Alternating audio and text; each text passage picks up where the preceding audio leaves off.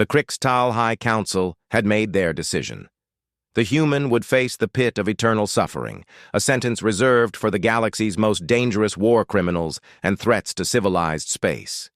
No creature had ever emerged from its depths alive. Mira Castellanos stood at the edge of the massive chasm, her wrists bound in graviton shackles that hummed with suppressed energy. The alien tribunal watched from their elevated platforms, their crystalline faces reflecting the dim purple light of the cavern. She could feel their satisfaction radiating through the chamber like heat from a furnace. Human-designated Mira Castellanos, the lead counselor's voice echoed through translation nodes embedded in the walls. You have been found guilty of 37 counts of unauthorized survival, 18 counts of refusing to die when properly executed, and 1 count of making the Krixtal Empire look foolish in front of the Galactic Federation. Mira raised an eyebrow. That last one sounds made up. The counselor's face darkened to an angry shade of violet. Silence! You will be cast into the pit, where the indigenous creatures will consume you over the course of several solar cycles. Your screams will serve as a warning to any other humans who dare. Yeah, I get it. Big, scary pit. Can we get this over with? I'm missing lunch. The guards, massive, 6-limbed beings bred specifically for combat, shoved her forward. Mira stumbled, and for a moment, she teetered on the edge. Below, the darkness seemed absolute, broken only by occasional flashes of bioluminescence and the skittering sounds of things best left unnamed. Then she fell. The drop lasted longer than she expected. Her stomach lurched as she plummeted through layers of humid, fetid air. She hit water, or something like it, with a splash that knocked the wind from her lungs. The liquid was warm and thick, clinging to her skin like oil. Mira broke the surface, gasping, and looked around. The walls of the pit glowed with phosphorescent fungi, casting everything in an eerie green light. The shackles on her wrists had deactivated during the fall, probably programmed to shut off once she was deemed delivered to her doom. She treaded water or slime, or whatever this substance was, and assessed her situation. Standard Tuesday, really. Something brushed against her leg.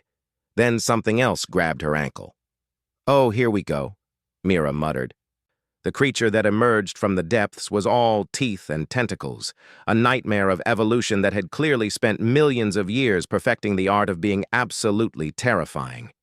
Its maw opened wide enough to swallow her whole, revealing rows upon rows of serrated fangs dripping with digestive enzymes. Mira punched it in what she assumed was its face. The creature recoiled, more from surprise than pain. In its confusion, it loosened its grip, and Mira swam for the nearest wall. Her fingers found purchase on the slick stone, and she hauled herself onto a narrow ledge.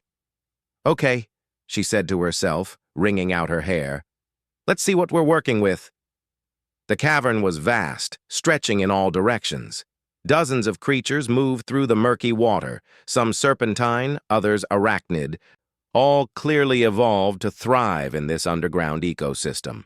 Above, maybe 100 meters up, was the opening through which she'd fallen. The walls looked climbable, but not easily. A spider-like thing the size of a small car skittered toward her along the wall. Mira grabbed a loose rock and threw it with precision, born from years of playing baseball in the Terran colonial leagues. The rock struck one of its 8 eyes, and the creature shrieked, tumbling backward into the water. "Point for Team Human," Mira said. Over the next 2 hours, she learned the ecosystem of the pit. The creatures were ambush predators, unused to prey that fought back intelligently. They relied on fear, paralysis toxins, and overwhelming force. Unfortunately for them, Mira Castellanos had grown up on a death world called Earth, where everything from the weather to the wildlife was actively trying to kill you. She fashioned a crude spear from a piece of the spider thing's exoskeleton. She used bioluminescent fungus to create a torch, which she discovered most of the creatures instinctively avoided. She found an air pocket in one of the upper tunnels and caught her breath while something with too many mouths prowled below. The thing about humans, Mira reflected as she climbed, was that they were persistence hunters. They didn't give up. They didn't know when to quit.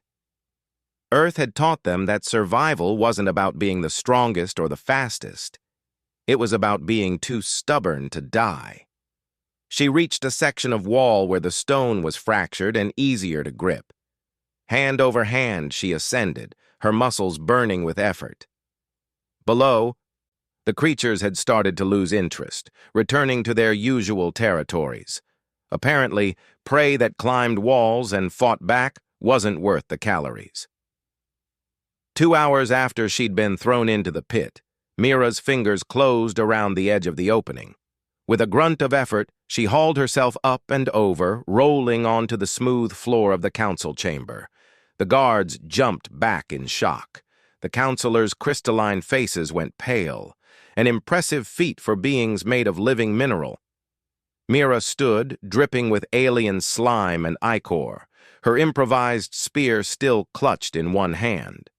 She looked at the assembled tribunal, then at the pit behind her, then back at the counselors. "Is that all?" she asked, genuinely curious. The lead counselor's voice box crackled. Impossible. Nothing survives the pit." "Nothing!"